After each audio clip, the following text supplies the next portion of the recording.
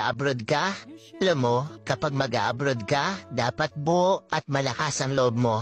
Dahil kung hindi rin dang buo at malakas ang loob mo, huwag mo nang ipagpatuloy pa. Kapag nang ibang bansa ka, dapat kaya mong lahat dahil marami kang kalaban doon sa pupuntahan mo. Nariyan ang lungkot dahil mapapalayo ka sa pamilya mo. Isa yan sa pinakamalakas na kalaban na pwedeng umatake sa'yo. Nariyan din ang takot.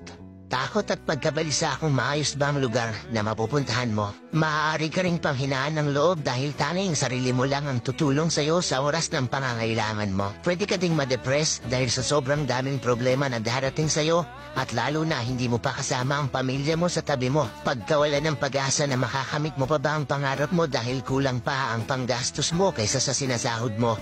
At marami pang iba. Ilan lang yan sa maaari mong maranasan kapag nang ibang bansa ka. Pero dapat kapag nag-abroad ka, kaya mong magtiis at magsakripisyo para sa pangarap mo. Kaya mong indahin ang lahat ng lungkot para sa pamilya mo.